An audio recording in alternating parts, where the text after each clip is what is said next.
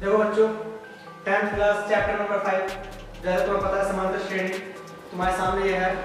देखो सबसे पहले हम जानते हैं कि समांतर श्रेणी होता क्या है। देखो समांतर श्रेणी एक अरिथमेटिक प्रोग्रेस है, एक पदों की जो है श्रेणी होती है। जैसे मान लेते हैं, एग्जाम्पल लेते हैं, मान लेते हैं ये है,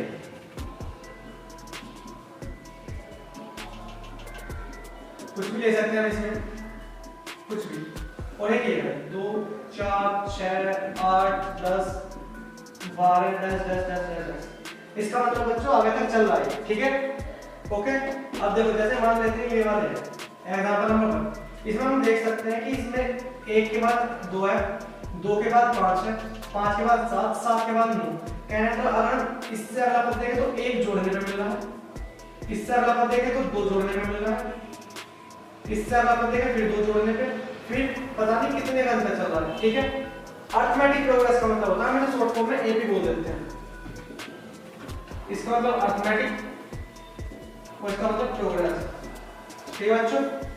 अब देखो इसमें 2 4 6 8 10 12 ये तुम्हें पता है, ये 2 जोड़ने में मिल रहा है, प्लस 2 करेंगे तो 4 मिल जाएगा, 4 में प्लस 2 करेंगे तो 6 मिल जाएगा, 6 में प्लस 2 करेंगे तो 8 मिल जाएगा, 8 में प्लस 2 करेंगे तो 10 मिल जाएगा।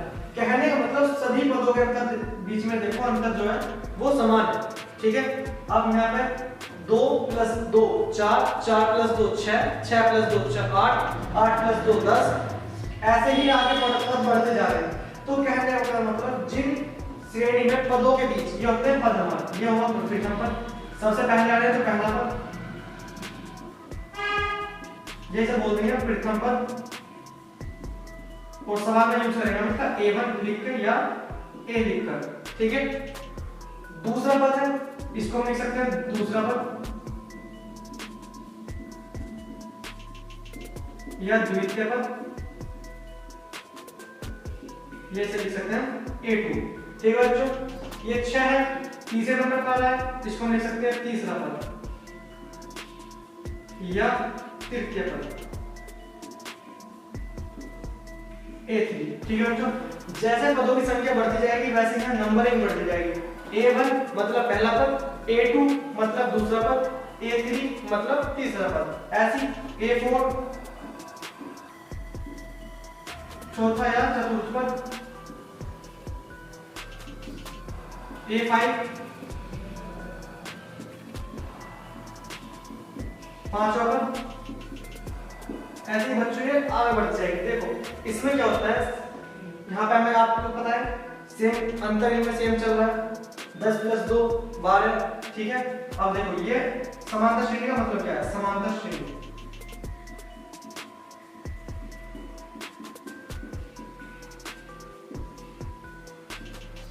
देखो समांतर, इसका मतलब क्या होता है, सम का मतलब होता है बच्चों समान, अंतर,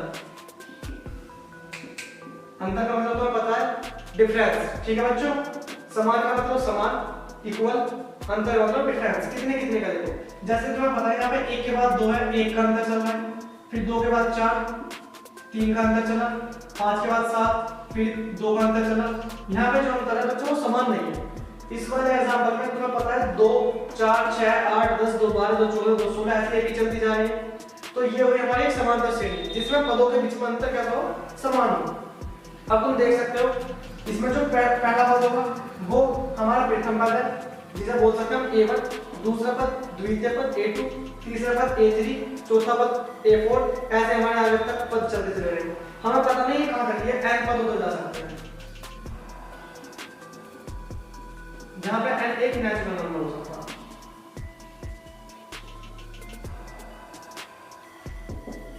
ठीक है बच्चों।